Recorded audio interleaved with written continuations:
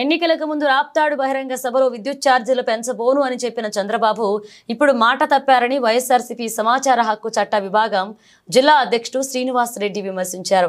మాజీ ముఖ్యమంత్రి వైఎస్ జగన్మోహన్ రెడ్డిని బూచీగా చూపిస్తూ చంద్రబాబు ముందుకు వెళ్తున్నాడని ఆరోపించారు.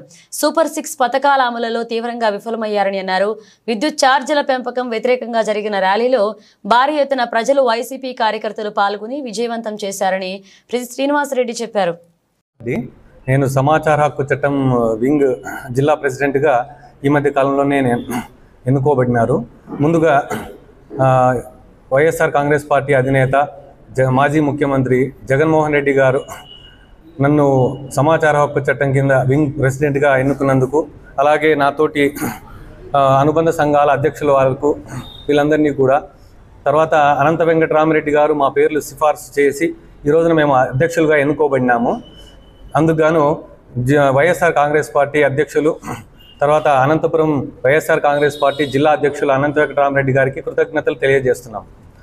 ఇకపోతే వైఎస్ఆర్ కాంగ్రెస్ పార్టీ అధినేత వైఎస్ జగన్మోహన్ రెడ్డి గారి పిలుపు మేరకు నిన్న వైఎస్ఆర్ కాంగ్రెస్ పార్టీ జిల్లా అధ్యక్షులు శ్రీ అనంత వెంకటరామరెడ్డి అన్నగారి ఆధ్వర్యంలో అనుబంధ సంఘాల అధ్యక్షులు, పార్టీకి సంబంధించినటువంటి వివిధ కేడర్లు ఉన్నవాళ్ళు, తర్వాత ప్రజలు, వైఎస్ఆర్ కాంగ్రెస్ పార్టీ కార్యకర్తలు అందరూ కూడా నిన్న జరిగినటువంటి పెంచిన విద్యుత్ ఛార్జీలకు వ్యతిరేకంగా జరిగిన ర్యాలీ సక్సెస్ఫుల్ అయింది అనేది మనకు నిన్నటి దినాన తెలుగుదేశం పార్టీ నాయకులు కావచ్చు, కార్యకర్తలు కావచ్చు చేసిన విమర్శల వల్ల ఎంత విజయవంతమైంది అనేది మనకు అర్థమవుతుంది.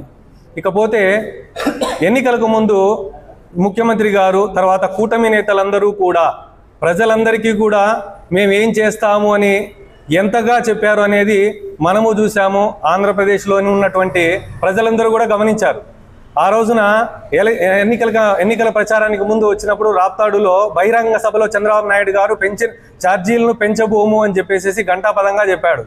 ఆయన చెప్పిన మాటకి ఈరోజు నిలబడ్డాడా అంటే దాని గురించి ఆలోచన లేదు.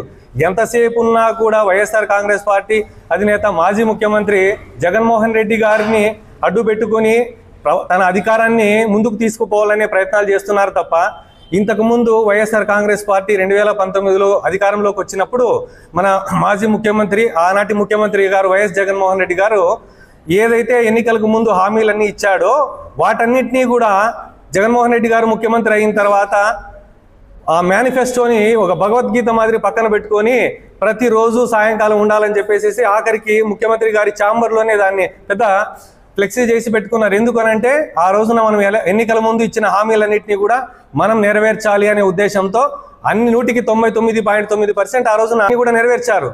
మరి ఈ రోజున ముఖ్యమంత్రి చంద్రబాబు నాయుడు గారు ఎన్నికలకు ముందు ఇచ్చినటువంటి హామీలు ఏవైతే ఉన్నాయో ఆ మేనిఫెస్టోను కూడా పక్కన చెత్తబుట్టలోకి పడేసేసి ఎంతసేపు ఉన్నా కూడా ఆయనకు అమరావతి అమరావతి అమరావతి, అది తప్ప ప్రజల సంక్షేమం గురించి ఈ రోజున ఆలోచన చేయడం లేదు.